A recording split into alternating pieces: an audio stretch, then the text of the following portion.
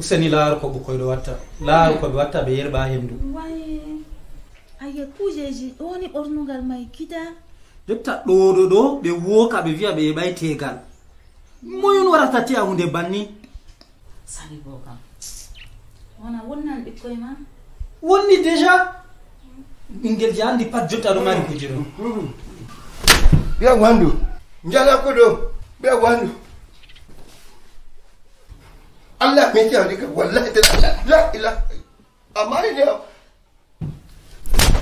inna lillahi wa inna amara mi baba amarata amara na mari mo na bingela bi mari debbo ma wala amara ndir sare bingela debbo mi mbo baba amarata amara na ala jawara tak amara mo ndir sare tudo waji ma bi ana mariam kam min baba wade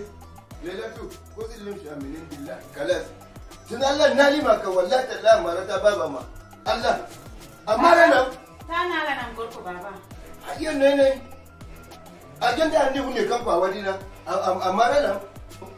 andi hunde wadi mari kanko soko miyati kanko komin bande amlawan komin mai ana bolwai kam ta kanko ai dillan bilari kanko Allah wal muwari mi boli wati aibe musoko baba mi yafe Allah kon mi ana miyati mana komin mai ko bande amlawan ta wara gorko ma bolwai kam aburti kala gona nandi mi vurta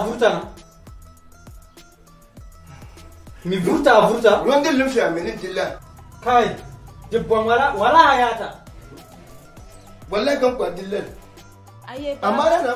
baba mi di gorko am Allah nali na kam ya amara na baba nane na lemo lelatu onala mo kana bore hakan ko amari ne lelatu Allah Wala kon mi debbo am baba yata. mi do yidi jonde tegal suudu am baba Allah kon mi baba yo kalas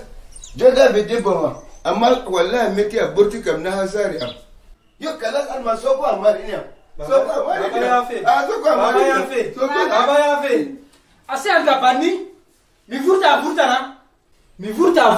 aye mai gida Allah kon mu yanne muyal to mi watta aye mi tuba ni Allah mi tuba ni mai gida wada ne munyal mi vurta dole ne mai gida mi yeuta no yeccan dumi ayita tabi mai gida dumi ayita tabi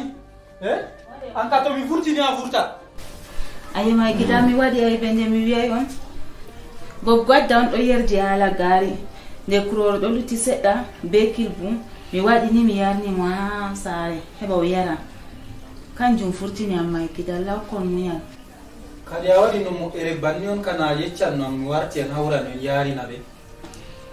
aye mai gida mi wadi aybe kay aybe kana an waɗi minon waɗi aybe nde mi maari baba am kam ayo ye onon fu mi mari na son ya fa mai gida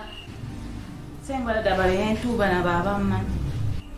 Allah kon amma hunde bannin ta metu to mi vodi mai ta metu wodi mi nan surprise je bannin kam mi yiɗa to vodi mi nan yafe hen tubana babam bo mai gida tutta ka noon yaten titiran dottijororo ɓerni sena en muya se to deyti en yahan mai gida heba en wofta ɓernde ma koy o de'ita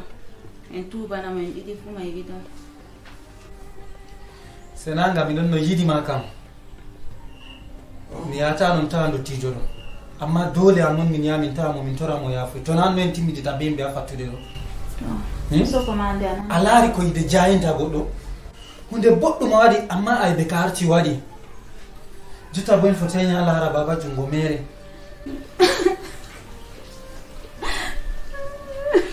sai en tubana baba onon bo yafayam ta woyle kadi laaru ka waɗi jotta mi maari mo haɗo mere